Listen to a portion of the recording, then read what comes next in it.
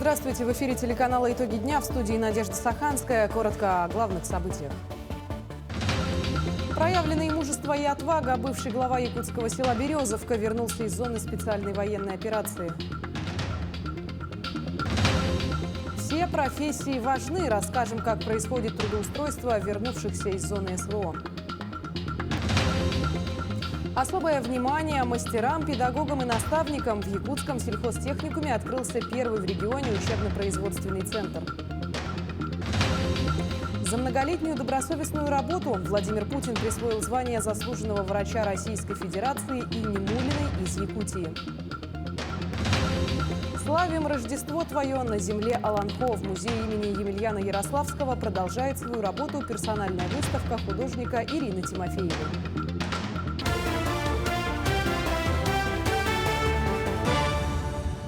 Один гражданин Российской Федерации стал жертвой землетрясения в Турции. Напомним, землетрясение магнитудой 7,7 баллов произошло в понедельник в провинции Кахраманараш на юго-востоке Турции. Подземные толчки, за которыми последовало около 300 авторшоков, ощущались в 10 провинциях страны, а также в близлежащих государствах, в том числе Сирии. Спустя некоторое время был зафиксирован новый мощный удар стихии. Согласно последним данным, в Турции погибло более 3000 человек, ранения получили более 20 тысяч. По информации сирийского Минздрава, жертвами стихии стали 812 человек, более 1500 пострадали. Первая группа спасателей МЧС России на 3 высокопроходимых автомобилях направлена в горный труднодоступный район Турции, который подвергся наиболее серьезным разрушениям. Это 100 российских спасателей, которые привезли с собой аварийно-спасательный инструмент, необходимый для поисковых работ и деблокирования пострадавших. Кроме того, более 40 медиков развернут аэромобильный госпиталь с терапевтическим, операционным и реанимационным блоками. Доследственную проверку проводят по факту возврата самолета «Бомбардьер Ку-300», выполнявшего рейс Якутск-Куснера в аэропорт вылета Маган 7 февраля. По предварительным данным, во время полета сработал датчик неисправности генератора постоянного тока силовой установки, поэтому командир воздушного судна принял решение о возврате самолета в аэропорт. Посадка самолета произведена благополучно. Экипаж в составе 3 человек и 39 пассажиров не пострадали. Воздушное судно повреждений не получило. Следователями и криминалистами проводится комплекс проверочных мероприятий, направленных на установление всех обстоятельств и причин произошедшего.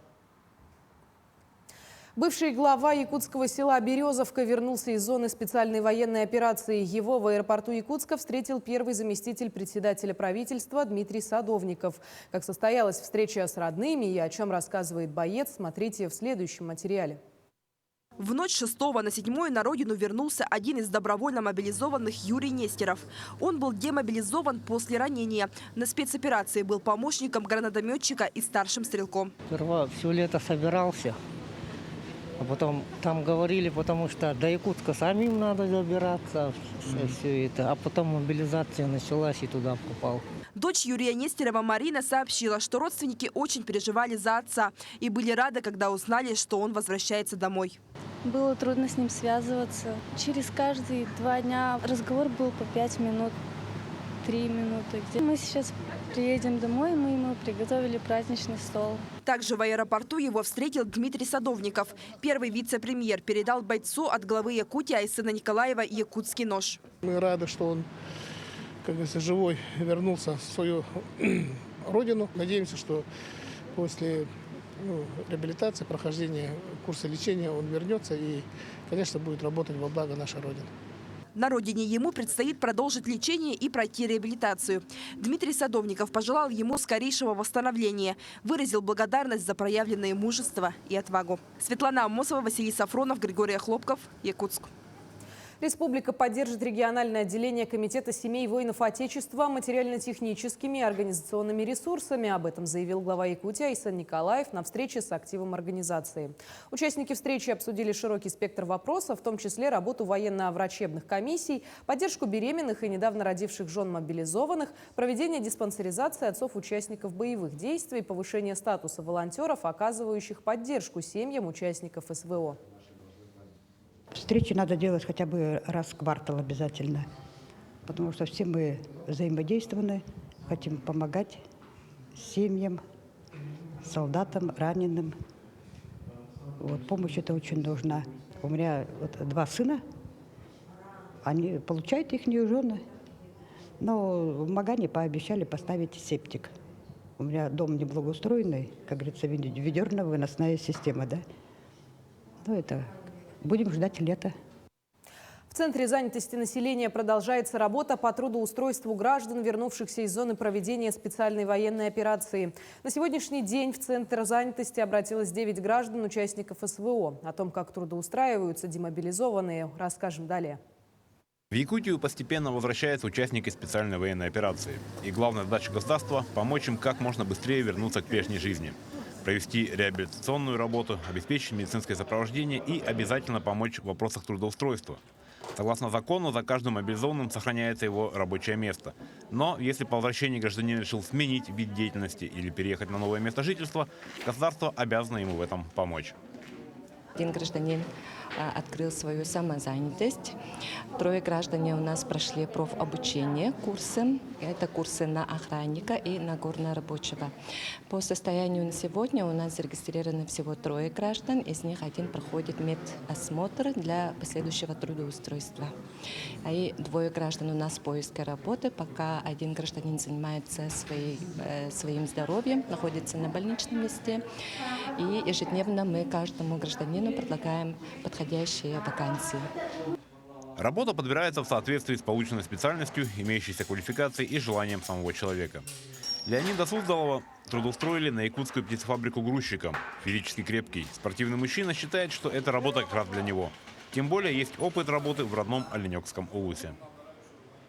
Это нравится, это мне работа, потому что это физический труд укрепляет мужчину, его дух.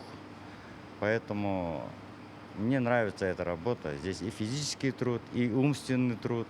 Так что я думаю, я очень хорошую атмосферу попал для тебя, что для меня это будет очень даже полезно.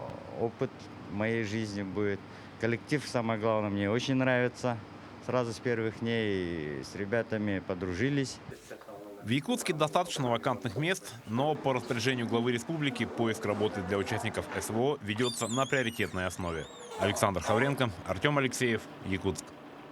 Землячества по всей России присоединяются к волонтерским движениям, оказывая помощь мобилизованным якутянам. Одна из них – Алена Лебедкина, уроженка Мегина Кангаласского района, которая 2 года назад с семьей переехала в Хабаровск. В апреле 2022 года к ней обратилась знакомая, у которой брата призвали по частичной мобилизации и направили в одну из частей в Хабаровске. С тех пор практически каждый день Лебедкина ездит в части, общается, привозит продукты, воду, помогает с документами. Когда в госпитале Хабаровска стали поступать раненые, Алена стала работать и с ними. Постоянно, неделю 1 раз отдыхаю и каждый день хожу их передачку, отвезу там. Мои родные, я из Мегина Кангаласского, это моя родина Мегина Кангаласского, да, и они мне помогли. Это мясо, рыба. Отвезли, и это мясо, рыбу я сварила дома, и каждый день отвезу их в госпитале постоянно. С момента старта выплат единого пособия отделение Социального фонда России по республике перечислило якутским семьям более 255 миллионов рублей. Для получения выплаты родителям, как правило, достаточно подать заявление через портал госуслуг. Остальные сведения проверяются через межведомственное взаимодействие. При этом всех детей до 17 лет можно указать в одном заявлении и таким образом оформить выплату сразу на каждого ребенка. Напомним, единое пособие заменило нуждающимся семьям ряд действовавших ранее мер поддержки. 2 ежемесячные выплаты на 1-го и 3-го ребенка до 3 лет, ежемесячные выплаты на детей от 3 до 7 лет и детей от 8 до 17 лет, а также ежемесячное пособие беременным женщинам. С первых чисел мая в аэропорту Якутска введут ограничения по длине взлетно-посадочной полосы. Связано это с очередным этапом реконструкции главных воздушных ворот республики. В связи с этим разрабатывается план полетов по центральным направлениям с привлечением российских авиакомпаний. По предварительной информации, перелеты до Москвы и Петербурга будут осуществляться авиакомпаниями с промежуточной технической посадкой. Что касается цен на билеты, сейчас идет вопрос урегулирования ценообразования, в том числе и на популярные направления. Сейчас говорить, наверное, преждевременно, Почему? Потому что мы еще полностью план полетов сформируем с учетом всех наших возможностей наших авиакомпаний. И, безусловно, там другая загрузка самолета, да, или другой тип самолета, но частотой рейсов и, соответственно, возможными другими техническими решениями мы постараемся его закрыть, поэтому как такового дефицита мы не ожидаем. Мобильные врачебные бригады по новому проекту прибудут в Булунский район в апреле этого года. Жители труднодоступных населенных пунктов смогут получить квалифицированную медицинскую помощь, не выезжая за пределы своего района. Об этом сообщили на отчете правительства, который проходит на этой неделе в Булунском районе. Напомним, 2 группы во главе с премьер-министром Андреем Тарасенко работают в поселке Тикси Булунского района. Алроса в 2022 году трудоустроила более 3000 человек в рамках проекта «Местные кадры в промышленность». Проект реализуется в республике с 2017 года, и начиналось все с сотрудничества с 5 компаниями. А по итогам 2022 года их количество увеличилось до 45. За весь период реализации проекта в якутской алмазной компании нашли работу более 10 тысяч жителей республики. В 2022 году действие проекта продлили до 2024 года. В рамках данного соглашения на регулярной основе проводятся мероприятия по трудоустройству безработных якутян, в том числе из сельской местности. Из общего количества трудоустроенных, наибольшее количество трудоустроенных у нас по компании «Алроса». Если 49 тысяч это по всей республике, то компания «Алроса» трудоустроена 10 тысяч. Да, это прям хороший показатель, на который ориентируются и другие компании в том числе. Если говорить о молодежи до 35 лет, то из 24 тысяч 5249 человек – это граждане до 35 лет, трудоустроенные в компании «Алроса». В год педагога и наставника в стране и в год труда в республике особое внимание уделяется повышению роли и престижа рабочих профессий и мастерства. В Якутском сельхозтехникуме открылся первый в регионе учебно-производственный центр. Подробности в материале Галины Чекуровой. На базе Якутского сельскохозяйственного техникума работает образовательно-производственный центр для подготовки кадров для сельского хозяйства, созданный в рамках федерального проекта «Профессионалитет». Для центра выделили отдельное здание, сделали ремонт и закупили новое оборудование и сельскохозяйственную технику, на которой будут обучаться студенты. В рамках этого проекта нам было выделено 100 миллионов. Мы сделали очень серьезный ремонт, обновление базы, в том числе учебного оборудования. Заключили соглашение по созданию сельскохозяйственного кластера нашего регионального, в которые вошли у нас 7 учебных заведений, наиболее передовых, которые учат сельскому хозяйству и специальностям, профессиям. Соответственно, откорректировали программы. В кластере идет реализация образовательных программ профессионалитета по 7 направлениям подготовки специалистов среднего звена, одним из которых является эксплуатация и ремонт сельскохозяйственной техники и оборудования. Лаборатория по данному направлению оборудована различной техникой для практической работы. Так, к примеру, студенты могут на симуляторе научиться водить транспортное средство.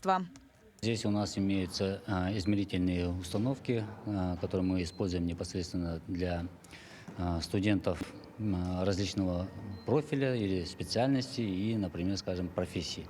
Это могут быть, например, скажем, измерительные приборы и инструменты, такие как стандартизация, гидравлика, электротехника, автоматизация и, соответственно, по ремонту, например, и эксплуатации сельскохозяйственных машин и оборудований. Да? Третий курсник направления эксплуатации сельскохозяйственной техники Михаил Павлов решил пойти по данному направлению, сразу закончив школу. В период обучения он попробовал себя в инженерном деле и принял решение связать свою жизнь с данной профессией. Стенд, он показывает нам, студентам, принцип работы автоматизированной системы технологического процесса в доступном для нас виде. Стенд, он примерно очень, хорошо показывает общий принцип работы всех вот этих систем автоматизированных. Я уже, будучи выпускником, и когда уже буду дальнейшее обучаться на инженера, то вот это все мне очень сильно поможет иметь общую базу. Основной целью создания центра является целенаправленное обучение рабочих кадров. Центр должен вывести среднее профессиональное образование республики в области сельского хозяйства на новый уровень, гарантирующий востребованность и трудоустройство выпускников. Галина Чекурова, Артем Алексеев, Якутск. Прокуратура Якутска помогла пенсионерке в защите жилищных прав на предоставление новой квартиры. В 2017 году пожилая женщина приобрела помещение в многоквартирном доме, которое ранее было признано аварийным и подлежащим сносу. Но Департамент жилищных отношений отказал ей в переселении в связи с тем, что право собственности на квартиру ею приобретено после признания дома аварийным. В свою очередь, прокуратура не согласилась с данной позицией, поскольку гражданинам жилье в аварийном доме приобретено в отсутствие иной возможности. Прокуратура обратилась в суд с исковым заявлением. В итоге пенсионерке предоставили квартиру в новом многоквартирном доме. Заявительница к нам обратилась в июне 2021 года, после чего прокуратурой города была проведена проверка. По вынесенному решению суда в августе 2022 года заявительнице было предоставлено благоустроенное жилое помещение. Аналогичные обращения поступают на разрешение в прокуратуру города Якутска.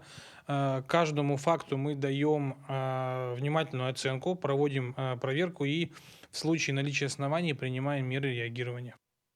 Звание заслуженного врача Российской Федерации получила врач-гематолог, заведующий отделением гематологии Национального центра медицины Инна Мулина. Указ президента о присвоении награды был опубликован на сайте Кремля. С заслуженным врачом и коллегами, которые бок о бок трудятся с Инной Ивановной, встретилась наша корреспондент Мария Кардашевская. Здравствуйте, товарищи пациенты. Отделение гематологии Национального центра медицины. Заведующая отделением Инна Мулина обходит своих пациентов. Палата номер 5. Пациентка Галина Носкова получила долгожданную новость. У нее ремиссия. И теперь, после длительной разлуки с родными, она может вернуться домой в Мирный. Грозный диагноз множественная миелома ей поставили в 2011 году. С тех пор Галину ведет врач Инна Мулина, которая за эти годы стала ей уже как родная. Мы достигли ремиссии. Полной ремиссии. Чему я очень рада. Инну Ивановну я от души поздравляю с этим званием высоким. Я очень рада за нее и считаю, что она это заслужила. Инна Ивановна работает врачом 38 лет. С 2008 года заведует отделением одного из ведущих медицинских учреждений республики. За каждого своего пациента врач радеет как за родного. Именно поэтому коллеги считают, что она заслуженно получила свою награду. Инна Ивановна – это тоже человек, это уже очень большой буквы. Ага. Отношение к своим больным, это пациентам, очень доброжелательно. И всегда это уже с болью, это уже отзывается их проблемам. Это уже, она может решать это уже их домашние проблемы, параллельно своей лечебной деятельностью. И получается так, она для них и врач, и близкая подруга. Инна Ивановна очень ответственная, требовательная, а в душе она очень добрый человек, чуткий к чужим болям.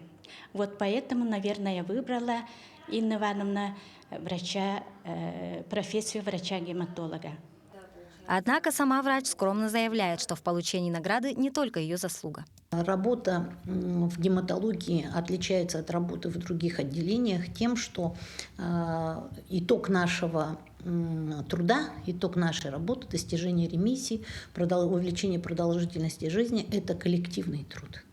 И поэтому это награда всего коллектива отделения гематологии. Я благодарна оценке такой высокой труда нашего коллектива. Самой большой мечтой Инны Ивановны является открытие гематологического центра, в котором якутские врачи могли бы не только обследовать и лечить пациентов, но и проводить трансплантацию костного мозга. Сейчас врачи ведут активную работу в этом направлении. Мария Кардашевская, Владимир Павлов, Якутск. 13 февраля – День якутского языка и письменности. Ровно 20 лет назад указом президента республики день рождения Семена Андреевича Новгородова, первого ученого-лингвиста, выдающегося просветителя и основоположника массовой национальной письменности, создателя и издателя первых якутских учебников, был объявлен Днем родного языка и письменности. В рамках этого дня Ленская центральная библиотека подготовила медиапроект «Волшебная шкатулка», цель которого – сохранение и популяризация якутского языка и культуры. Ежемесячно Ежемесячно сниматься в роли ведущих и рассказывать об алфавите, культуре и фольклоре якутского народа будут ленские школьники. Ну, задумка пришла, мы учились дистанционно, смотрели семинар, который организовала Национальная библиотека Республики. И там смарт-библиотека, у них есть похожие проекты. И исходя из задумки этого проекта, мы вот решили снимать свой проект. В музее имени Емельяна Ярославского продолжает свою работу персональная выставка художника Ирины Тимофеевой, которая более 30 лет посвятила работе иконописца и преподавателя. Экспозиция получила название «Славим Рождество твое на земле Аланхо». В ней представлены работы, местом прописки которых стали православные храмы в разных городах России и мира. На выставке побывала наша корреспондент Анна Пшенникова. Каждую свою работу иконописец Ирина Тимофеева начинает с благословения и молитвы. По словам художницы, одного мастерства в таком деле мало. Создать лик святого таким, чтобы от него исходил свет, а глаза внимательно слушали просящего, непросто. Нужно самому иметь чистые помыслы и обладать спокойствием духа. У нас жизнь такая активная, естественно, да, много соблазнов. Но особенно иконописец стремится подойти к тому состоянию, в котором как бы ты можешь приблизиться вот к написанию образа, да. Естественно, бывает, допустим, в техническом плане, да, в практическом плане какие-то трудности. Но вот, конечно, тогда и усиленно молишься, усиленно просишь Господа, чтобы помогал. С начала 90-х Ирина Тимофеева живет и работает в Москве. Изначально студентка из Якутии выбрала себе литературное поприще, но когда на экзамене столкнулась с вопросами богословия, поняла, что ничего об этом не знает. Неудача превратилась в путеводную звезду. С этими иконами мы только что вот познакомились, да? Они вот излучают какой-то свет. Все вот золотом как-то вот написаны, и светло от них, и тепло идет, да. Точно. Сегодня в копилке мастера более 100 образов. Все они находятся в разных храмах православной церкви. Ирина пишет разных святых, а в отношении к своему служению равняются на основателя русской школы иконописи. Здесь находится моя икона, которая была написана в 90-х годах и закончена в 2002 году. Это икона преподобного Андрея Рублева, который является образцом для всех иконописцев современности и былых времен. И эта икона моя находится в Русском музее в Америке. Сама Ирина тоже обращалась к рублевской теме и создала икону Живоначальной Троицы для Троицкого собора Якутской епархии. Сегодня эту работу можно увидеть на выставке «Под стеклом». Рядом с нами витрина, в которой расположены подлинные иконы Ирины Тимофеевой, Святая Троица. И здесь вот каждый посетитель может эти работы увидеть воочию. Еще одна работа – 4-частная икона Богородицы. Она списана с оригинала, привезенного в Россию в 1640 году. Образ не раз избавлял молящихся от больших и малых бед. Спустя 130 лет, по-моему, до 1770-х годах, она помогла от чумы. Наполненные золотым свечением иконы Ирины Тимофеевой останутся в музее Ярославского до конца февраля. Иконы красивые. Анна Пшенникова, Григорий Охлопков, Якутск. В Алдане состоялся республиканский турнир по хоккею с шайбой «Кубок памяти Андрея Герасимова». В этом году хоккейное событие в Алданском районе состоялось в 12-й раз. Турниру присвоен статус республиканского. За звание чемпиона в жарких поединках сошлись команды Нерюнгри, Якутска, Тынды и Алдана. Нерюнгринские спортсмены показали отличную подготовку, а решительный настрой позволил все 3 проведенных матча довести до убедительной победы. Таким образом, команда Нерюнгри по хоккею среди мужчин стала золотым призером турнира и завоевала Кубок памяти Андрея Герасимова. А нерюнгринец Михаил Лобов стал лучшим игроком турнира. Все 3 встречи выиграли. Тынду выиграли со счетом 7-0, Якут 7-3 и Алдан 9-3. Заняли первое место, привезли кубок переходящий. Принимаем уже 12-й год подряд в этом турнире участие. Все турниры выигрывали. Пришлось побороться, счет не отражает накала страстей совершенно.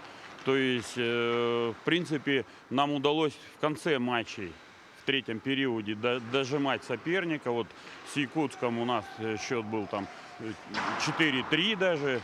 Вот. Но в конце мы дожимали и с Алданом боролись, они до конца второго периода. Третий период мы везде забирали и за счет этого добивались результата. К этому часу это вся информация. Оставайтесь с нами.